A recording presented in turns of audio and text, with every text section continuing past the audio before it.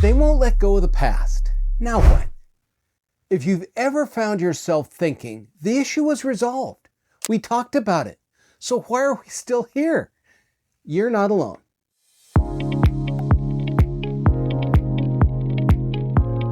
One of the most common frustrations that I hear from leaders is this: the person I'm dealing with keeps bringing up the past. We've already addressed it. How do I help them move forward? Let's slow this down. I'm Carl Piester.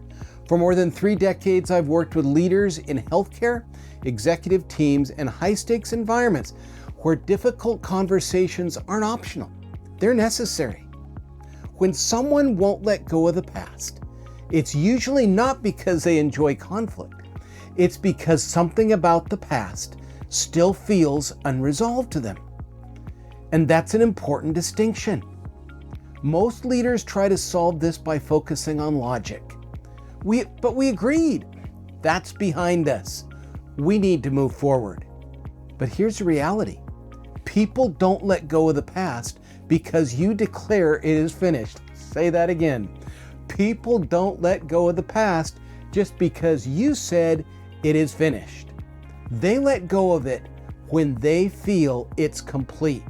And they only let go of it when they feel it's complete. Completion and agreement are not the same thing. Agreement is cognitive. Completion is emotional. Agreement is cognitive.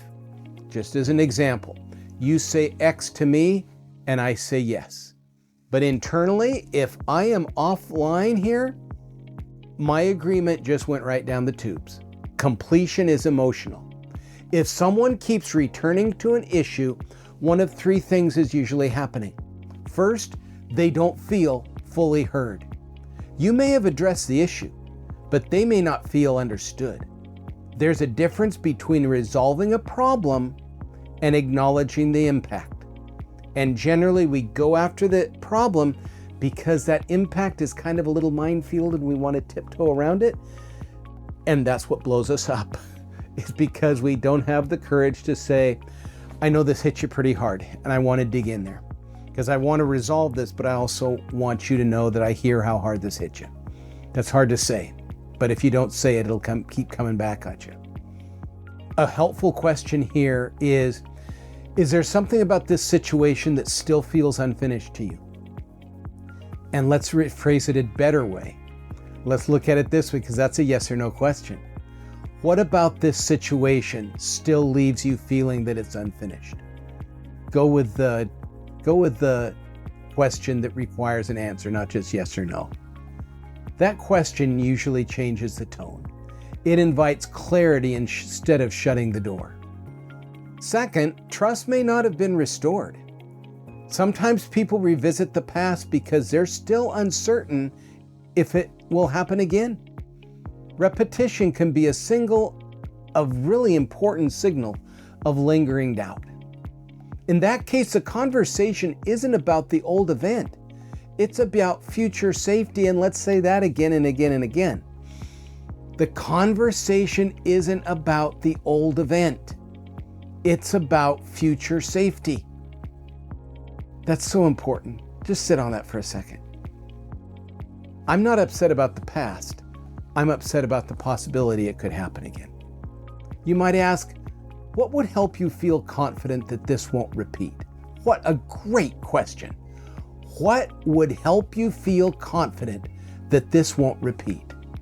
Now you're addressing forward movement, not replaying history. Third, the past may have become part of the identity. When conflict touches credibility, respect, or fairness, people internalize it. The issue becomes personal, not procedural. And the minute it crosses into that personal minefield, boy, you can't make much progress until you unplug that. If that's the case, you can't rush it. You slow it down. Slow is fast. Slow can be fast. If you try to speed through it, you'll see what slowness really can become.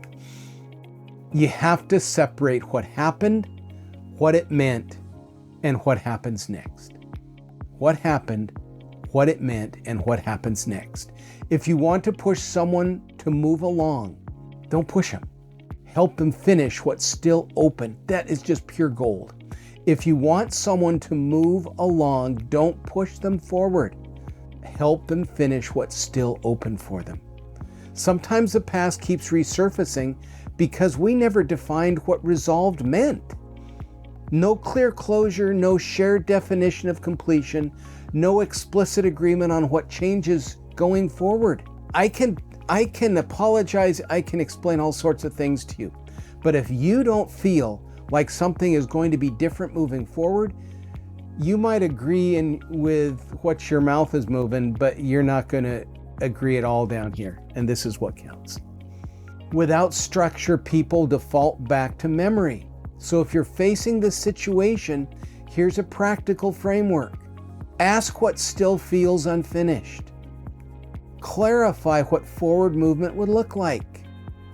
Define together what resolved actually means. Well, I'm really glad we resolved this. And I'm thinking, God, great, I'm glad you're glad.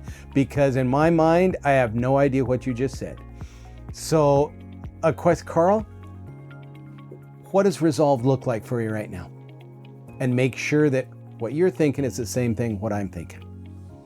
Document the commitments if necessary. I'm not saying a legal exercise, but as a clarity exercise. I was taught long ago by a brilliant boss to send a memo of understanding. Hey, thanks for meeting today. I really appreciated it. This is what I got from it. This is open to discussion. I understood X, Y, and Z.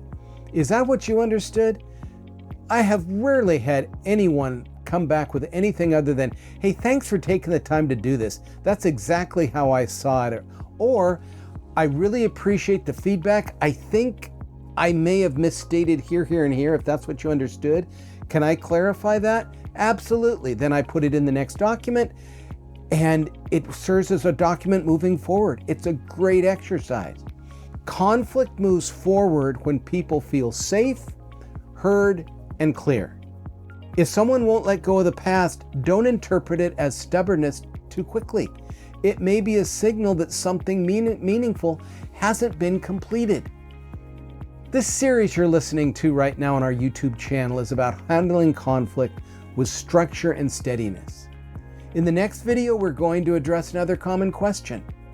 When someone agrees to change in order to reduce conflict, how do you ensure that they stay with that agreement? Because agreement is one thing, sustained change is completely another.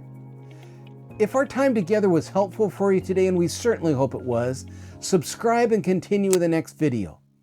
This path of conflict resolution and skill building is one of the very most important that you can be participating in. We're delighted that we're able to be part of that path for you. Again, if you have any questions or if we can help in any way, just get on to coachinggroupinc.com and hit the contact drop down, send us a message, and we'll be with you within a business day. Your progress is very important to us. Before we finish today, let me leave you with one thought. Leadership often shows up most clearly during difficult conversations. If that's something you face in your role, we've created a free guide called Influence Under Pressure, the Leader's Guide to Difficult Conversations. It walks through a practical approach to handling those high-stakes moments well. You can download the guide using the link in the description below.